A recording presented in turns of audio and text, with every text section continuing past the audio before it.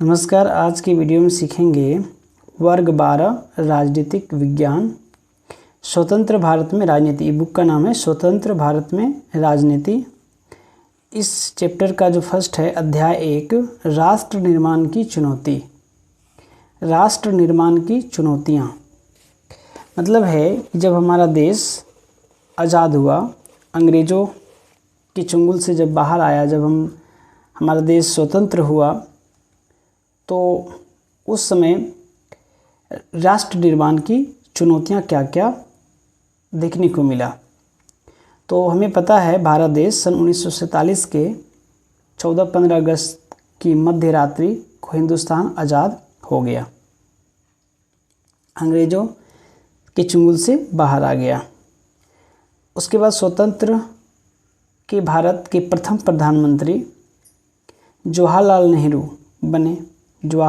नेहरू बने। उनका यह प्रसिद्ध भाषण था, भाग्यवधू से चिर प्रति क्षण भेंट या ट्रिस्ट विद डेस्टिनी। प्रधानमंत्री का प्रसिद्ध भाषण माना जाता है, भाग्यवधू से चिर प्रति क्षण भेंट या ट्रिस्ट विद डेस्टिनी। अब हमारा देश आज़ाद हो गया।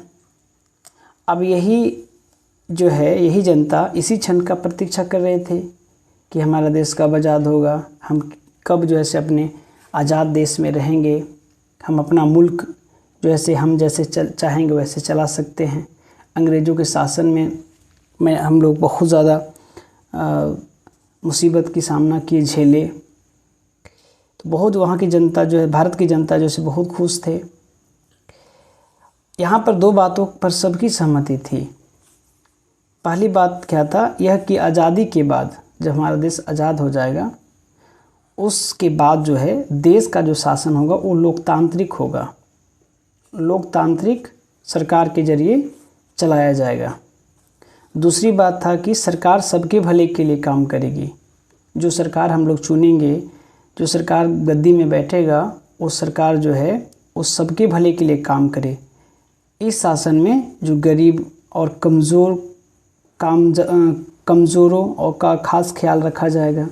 जो गरीब तबके के लोग होंगे, जो कमज़ोर होंगे, उन लोगों को खास ख्याल रखा जाएगा ताकि वो और ना पिछड़ जाए। अब है मोस्ट इम्पोर्टेंट, एग्ज़ाम में पूछता है BBI, मोस्ट इम्पोर्टेंट राष्ट्र निर्माण की 3 चुनौतियाँ। जब हमारा देश आज़ाद हो गया अंग्रेज़ों से, तो उसमें 3 चुनौतियाँ क्या क्या था। पहला था एकता के सूत्र में बंधे रखना, मतलब एकता के सूत्र में सबको बांध के रखना। क्योंकि हमारा देश पता है कि बहुल भाषीय देश है, यहाँ संस्कृति सभ्यता सब अलग अलग है। तो यहाँ एक ऐसे भारत को गढ़ने की थी जिसमें भारतीय समाज की सारी विविधताओं के लिए जगह हो। यहाँ विभिन्न भाषा, संस्कृति और धर्मों के अनुयायी रहते थे। इन लोगों को एक सूत्र में बांध के रखना सबसे मेन चुनौती था। इन सभी को एकजुट करने की चुनौती थी सबसे फर्स्ट चुनौती। सेकेंड चुनौती क्या थी, लोकतंत्र को कायम करना। संविधान में मौलिक अधिकारों की गारंटी दी गई थी, तो लोकतंत्र को कायम करना सेकेंड चुनौती थी। संविधान में मौलिक अधिकारों की गारंटी दी गई थी और हर नागरिक को मतदान का अधिकार दिया गया। जो 18 साल का प्लस है वो क्या कर सकता है, वोट दे सकता है और सरकार को चुन सकता है। भारत ने संसदीय शासन पर आधारित प्रतिनिधित्व मूलक लोकतंत्र को अपनाया। ये था सेकेंड, लोकतंत्र का कायम करना, मतलब राष्ट्र निर्माण की चुनौतियां में सेकेंड। थर्ड क्या है, समूचे समाज का विकास। मतलब ऐसा नहीं कि एक तबका समाज का विकास हो और एक तबका का विकास नहीं हो। इसमें टारगेट क्या रखा गया, समूचे विकास, समूचे समाज का विकास। संविधान में यह बात साफ कर दी गई थी कि सबके साथ समानता का बर्ताव किया जाएगा। और सामाजिक रूप से वंचित तबकों तथा धार्मिक सांस्कृतिक अल्पसंख्यकों या अल्पसंख्यक समुदाय को विशेष सुरक्षा दी जाए। मतलब यहाँ पर है कि संविधान में यह बात साफ कर दी गई कि थी कि सबके साथ समानता का बर्ताव किया जाएगा। दूसरी बात, सामाजिक रूप से वंचित तबकों तथा धार्मिक सांस्कृतिक अल्पसंख्यक समुदायों को विशेष सुरक्षा दी जाए। ये थर्ड राष्ट्र निर्माण की चुनौतियाँ थी। अब यहाँ हम बात करें कि द्विराष्ट्र सिद्धांत। द्विराष्ट्र सिद्धांत यहाँ पर है दो राष्ट्रों का सिद्धांत। अब द्विराष्ट्र सिद्धांत क्या है?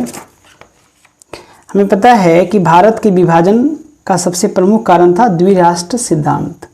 मतलब यहाँ पर दो राष्ट्र के रूप में देखा जा रहा था, जिसकी मांग जो है मुस्लिम लीग ने की थी। तो द्विराष्ट्र सिद्धांत का जो मांग है वो कौन किया था? मुस्लिम लीग ने किया था।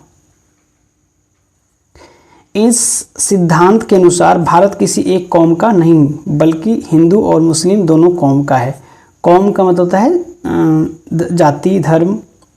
इस सिद्धांत के अनुसार भारत किसी एक कौम का नहीं बल्कि हिंदू और मुस्लिम दोनों कौम का देश है था।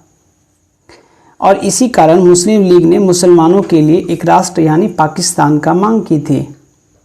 मतलब मुस्लिम लीग जो है वो मुसलमानों के लिए एक राष्ट्र यानी पाकिस्तान का मांग किया था। अब यहाँ पर जो ब्रिटिश इंडिया का स्वरूप, जो हमारा देश ब्रिटिश से आज़ाद हुआ, अलग हुआ, तो ब्रिटिश स्वरूप का इंडिया था। तो ब्रिटिश प्रभुत्व वाले प्रांत जो थे, वो ब्रिटिश प्रभुत्व वाले भारतीय प्रांत पर अंग्रेजों का सीधा कब्जा था पूरा पूरी। और देसी रजवाड़े जो थे, जो हमारे देश के रजवाड़े, राजा रजवाड़े थे, और दूसरी तरफ छोटे बड़े आकार के कुछ और राज्य थे जिन्हें रजवाड़ों पर राजाओं का नियंत्रण होता था। रजवाड़ों पर जो नियंत्रण होता था डायरेक्ट, वो राजा करते थे। रजवाड़ों पर नियंत्रण राजा करते थे। यहाँ पर एक अब्दुल गफ्फार खां, ये ब्रिटिश इंडिया का मुस्लिम बहुल प्रत्येक इलाका पाकिस्तान में जाने को राजी नहीं था। मतलब ब्रिटिश इंडिया का मुस्लिम बहुल प्रत्येक इलाका पाकिस्तान में जाने का राजी नहीं था। और जो पश्चिमोत्तर सीमा प्रांत के नेता जो थे खान, अब्दुल गफ्फार खान, जिन्हें सीमांत गांधी के नाम से भी जाना जाता है। एग्जाम में एक नंबर पूछता है कि सीमांत गांधी के नाम से किसे जाना जाता था? अब्दुल गफ्फार खान को। वह द्विराष्ट्र सिद्धांत का एकदम खिलाफ थे। वो द्विराष्ट्र नहीं चाहते थे कि द्विराष्ट्र बने। तो एग्जाम में पूछेगा कि द्विराष्ट्र सिद्धांत के खिलाफ कौन थे? तो खान अब्दुल गफ्फार खान थे। वो जैसे पश्चिमोत्तर सीमा प्रांत के नेता थे। पश्चिमोत्तर सीमा प्रांत के नेता थे कौन? अब्दुल गफ्फार खान, जिन्हें क्या कहा गया? सीमांत गांधी के नाम से जाना जाता है। यह जैसे द्विराष्ट्र सिद्धांत का एकदम खिलाफ थे। मतलब ये नहीं चाहते थे कि दो राष्ट्र बने, दो देश अलग अलग बने। विभाजन की प्रक्रिया, मतलब विभाजन की जो प्रक्रिया है, जिस भूभाग को इंडिया के नाम से जाना जाता था उसे भारत और पाकिस्तान नाम के दो देशों के बीच बांट दिया जाएगा। विभाजन का ही मतलब होता है दो हिस्सों में बांटना, दो हिस्सा तीन हिस्सा। विभाजन का मतलब होता है बांटना। तो अब ये जो है दो हिस्सा में बढ़ जाएगा। एक बटेगा इंडिया के नाम से और एक बटेगा पाकिस्तान के नाम से।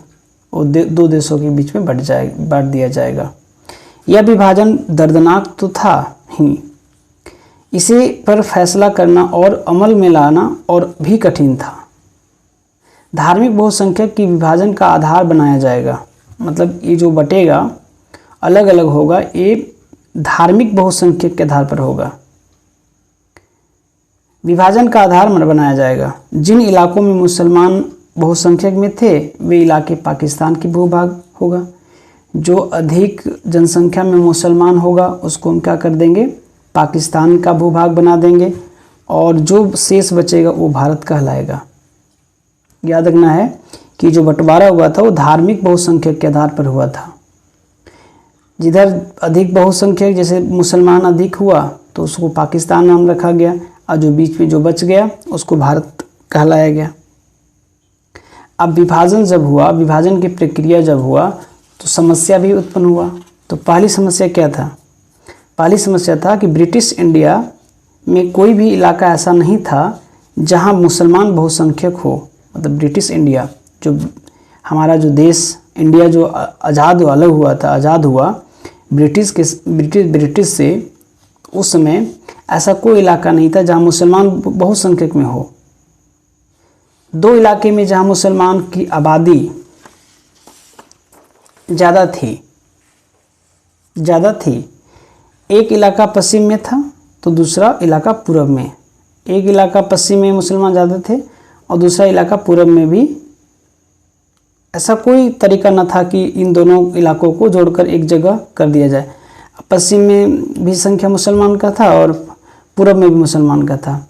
अब ऐसा कोई तरीका नहीं है कि जैसे उन लोगों को ला के एक जगह जोड़ दिया जाए, जोड़कर एक जगह कर दिया जाए। इसे देखते हुए फैसला हुआ कि पाकिस्तान में दो इलाका शामिल होंगे। मतलब अब जो ऐसे पाकिस्तान में दो इलाका हो गया। एक इलाका मान के चलिए कि पाकिस्तान, पश्चिमी पाकिस्तान, और एक वो पूर्वी पाकिस्तान। एक हुआ पश्चिमी पाकिस्तान और एक हुआ पूर्वी पाकिस्तान। तथा इनके बीच में भारतीय भूभाग का एक बड़ा विस्तार हो रहेगा और जो बीच में बचेगा वो बचेगा भाग इंडिया, भारत। दूसरी समस्या क्या था? दूसरी समस्या था कि मुस्लिम बहुल हर इलाका पाकिस्तान में जाने को राजी हो। मतलब मुस्लिम बहुल हर इलाका जो पाकिस्तान में जाने को राजी हो, ऐसे भी नहीं था। खान अब्दुल गफर खां जो पश्चिमोत्तर सीमा प्रांत के निर्विवाद नेता थे, उनकी प्रसिद्धि जो सीमांत गांधी के रूप में थी और वे द्विराष्ट्र सिद्धांत के एकदम खिलाफ थे। संयोग से उनकी आवाज़ को अनदेखी की गई और पश्चिमोत्तर सीमा प्रांत को पाकिस्तान में शामिल मान लिया गया। अब है तीसरी समस्या। तीसरी समस्या क्या है? ब्रिटिश इंडिया के मुस्लिम बहुल प्रांत जैसे पंजाब और बंगाल में अनेक हिस्से बहुसंख्यक गैर मुस्लिम आबादी वाले थे।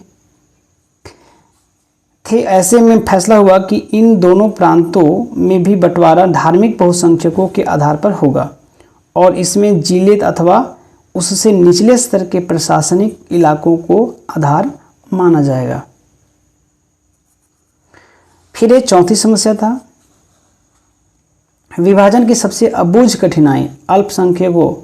अल्पसंख्यक का मतलब होता है जो जिसका संख्या कम हो, अल्पसंख्यक कहा जाता है। कि थी उस सीमा के दोनों तरफ अल्पसंख्यक थे। जो इलाके अब पाकिस्तान में है वहाँ लाखों की संख्या में हिंदू और सिख आबादी थी। मतलब जो पाकिस्तान बन गया उसमें जो ऐसे लाखों संख्या में हिंदू और सिख आबादी थी। ठीक इसी तरह पंजाब और बंगाल में भारतीय भूभाग में भी लाखों के मुस्लिम आबादी थी। अब बात करें यहाँ पर कि अच्छा तो मुझे अब पता चला कि पहले जिस पूर्वी बंगाल कहा जाता था वही आज का बांग्लादेश है। पूर्वी में जो बना था वो क्या है? बांग्लादेश। तो क्या यही कारण है कि हमारे वाले बंगाल को भी पश्चिम बंगाल कहा जाता है? विभाजन जब हो गया तो उसका परिणाम जाहिर सी बात है देखने को मिलेगा। सबसे पहला परिणाम था सन 1947 में बड़े पैमाने पर एक जगह की आबादी दूसरी जगह जाने को मजबूर हुई थी। जब हमारा देश आज़ाद हुआ 1947 में तो बड़े पैमाने पर एक जगह की आबादी दूसरी जगह जाने को मजबूर हुई थी। मतलब अपनी जगह छोड़ के जैसे दूसरी जगह जाने के लिए मजबूर किया गया। आबादी का यह स्थानांतरण मतलब एक जगह से दूसरी जगह जाना आकस्मिक, अचानक, अनियोजित मतलब होता है जो कि मतलब कोई नियोजित बना के या कोई रूल या कोई योजना नहीं बना के जाना और त्रासदी से भरा था। मानव इतिहास के अब तक ज्ञात सबसे बड़ी स्थानांतरण में से यह एक था जब हमारा देश अलग हुआ पाकिस्तान और भारत में। लोगों को मजबूरन अपना घर छोड़कर सीमा पार जाना पड़ा। लोगों को मजबूरन जो है अपना घर छोड़कर सीमा पार जाना पड़ा।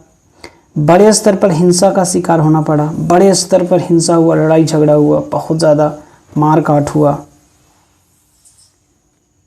अमृतसर और कोलकाता में सांप्रदायिक दंगे हुए। अमृतसर और कोलकाता में बहुत भयानक सांप्रदायिक दंगा हुआ। लोगों को मजबूरन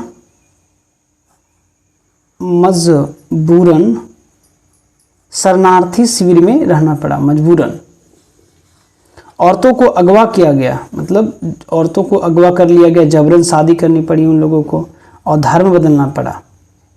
इतना ज़्यादा त्रासदी हुआ।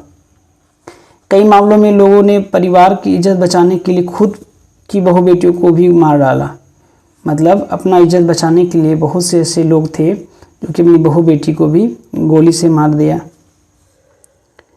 वित्तीय संपदा के साथ साथ टेबल, कुर्सी, टाइपराइटर और पुलिस के भी बंटवारा हुआ। वित्तीय संपदा में जो है जब अलग अलग हो रहा था तो उस समय भी टेबल, कुर्सी, टाइपराइटर, पुलिस के भी क्या हुआ, बंटवारा हुआ।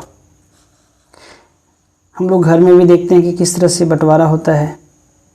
तो उस तरह से हमारा देश जो है पाकिस्तान और भारत में बंटवारा हुआ। 80 लाख लोगों को छोड़कर उनकी सीमा पर आना पड़ा। 80 लाख लोगों को छोड़कर अपनी सीमा पर आना पड़ा और 5 से 10 लाख लोग ने अपनी जान भी क्या हुई, इस विभाजन में गंवा दिया। अब बात करें रजवाड़ों का विलय। जो रजवाड़े होते थे, रजवाड़ा का विलय ब्रिटिश इंडिया 2 हिस्सों में था। हमें पता है कि ब्रिटिश इंडिया जो है 2 हिस्सों में था। एक हिस्से में ब्रिटिश प्रभुत्व वाले भारतीय प्रांत थे। ब्रिटिश प्रभुत्व वाले भारतीय प्रांतों पर अंग्रेजी सरकार का सीधा नियंत्रण था। मतलब जो हिस्सा ब्रिटिश प्रभुत्व वाले भारतीय प्रांत थे, ब्रिटिश प्रभुत्व वाले भारतीय प्रांतों पर सीधा सीधा जो है अंग्रेज वहाँ पर कंट्रोल करते थे।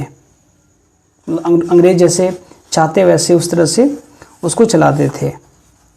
और दूसरे हिस्से में देसी रजवाड़े, जिनमें छोटे बड़े आकार के कुछ और राज्य थे, इन्हें रजवाड़े कहा जाता है। रजवाड़ों पर राजाओं का शासन था। और कुछ हिस्से में जो है जिनमें छोटे बड़े आकार के कुछ और राज्य थे, इन्हें रजवाड़े कहा जाता था। जो रजवाड़े पर जैसे क्या कौन राज कर रहा था, राजाओं का शासन था। तो याद रखना इस चीज़ को कि ब्रिटिश इंडिया 2 हिस्से में था।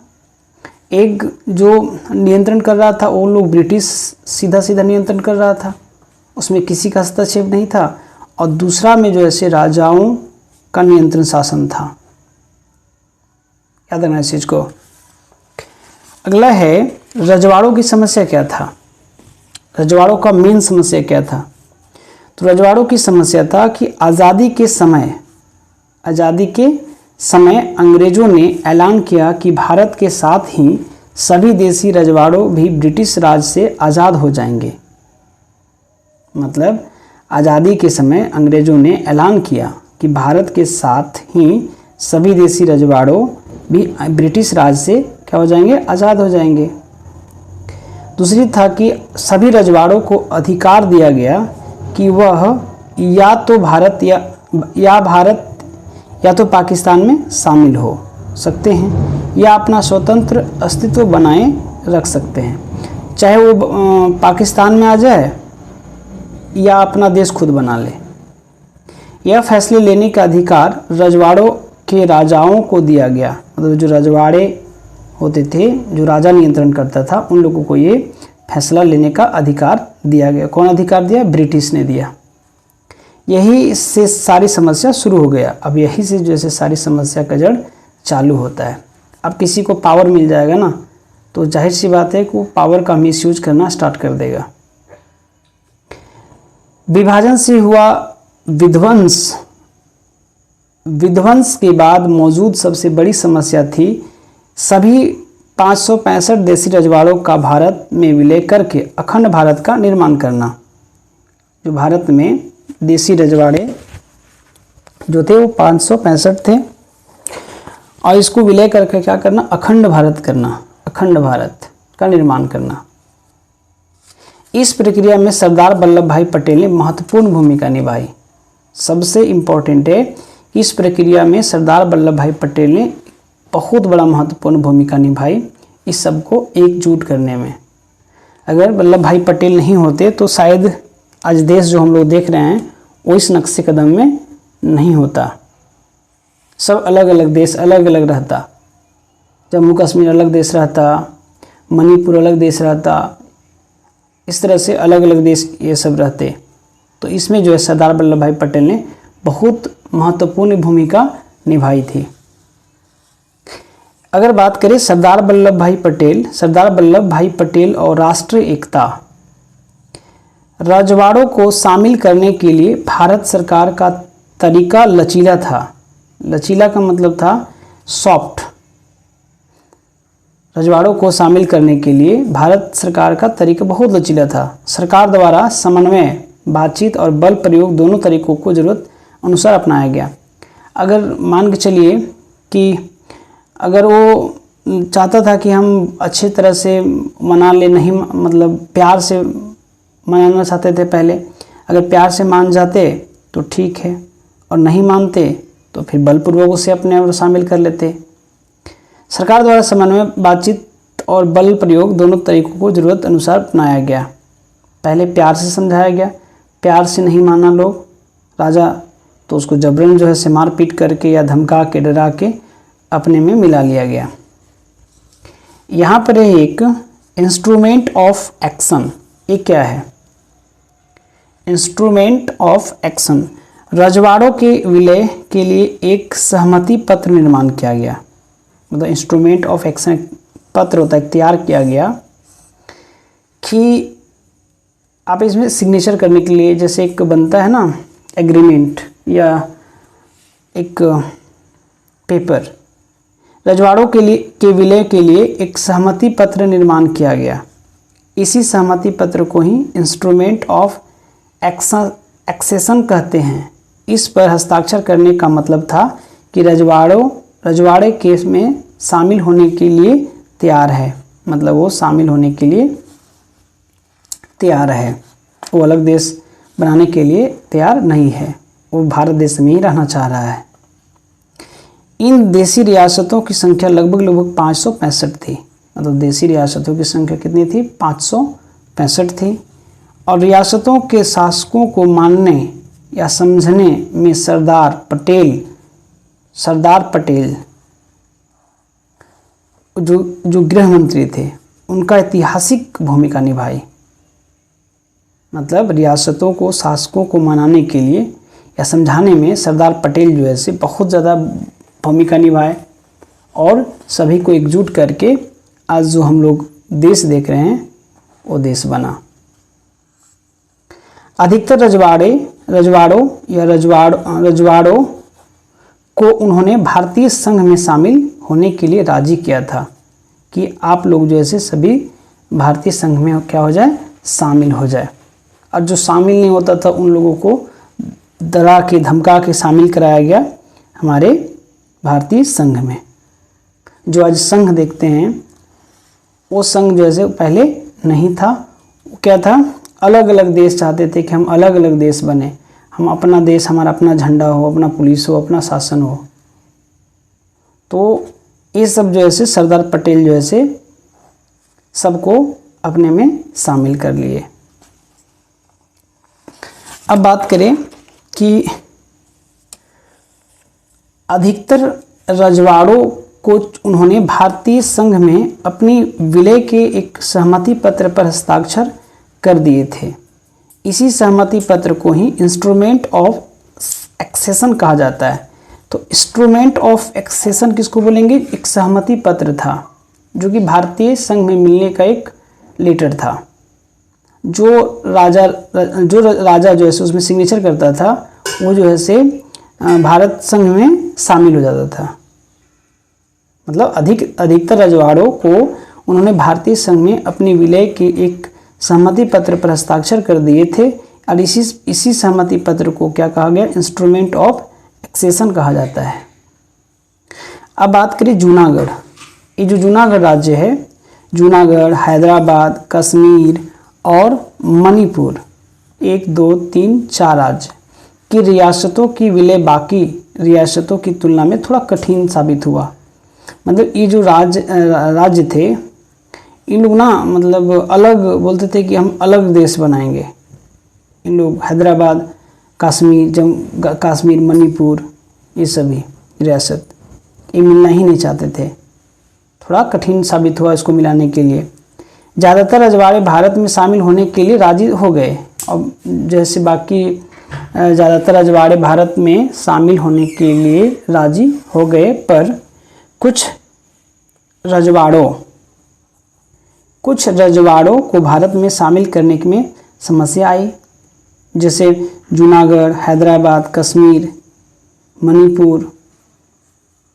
उनकी सूझबूझ, सरदार वल्लभ भाई पटेल की सूझबूझ और राजनीतिक ज्ञान के द्वारा उन्होंने सभी रजवाड़ों को मनाकर शामिल करवाया और अखंड भारत बनने में अहम योगदान दिया। तो सोच लो कि सरदार वल्लभ भाई पटेल जो ऐसे कितनी दूरदृष्टता से काम किए थे। अगर सरदार वल्लभ भाई पटेल ये काम नहीं करते तो आज हम लोग अलग अलग देश हमारा रहता। उनके इन्हीं योगदान की वजह से महात्मा गांधी द्वारा उन्हें लौह पुरुष की उपाधि दी गई। तो लौह पुरुष का उपाधि जो है सरदार वल्लभ भाई पटेल को मिला। कौन दिया? तो महात्मा गांधी। से याद रखना है कि लौह पुरुष की उपाधि कौन दिया था? तो महात्मा गांधी ने दिया था। 7 मंत्री बने, 7 वह देश के पहले गृह मंत्री बने। तो पहले गृह मंत्री कौन थे? सरदार वल्लभ भाई पटेल। लौह पुरुष किसे कहा गया? तो सरदार वल्लभ भाई पटेल। कौन कहे? तो उपाधि कौन दिया? महात्मा गांधी ने दिया। तो आज के वीडियो में हम लोग इतना ही सीखेंगे। अगले वीडियो में सीखेंगे हम लोग स्टैच्यू ऑफ यूनिटी किसे कहते हैं। इसका PDF जो है वीडियो के डिस्क्रिप्शन लिंक में मिल जाएगा।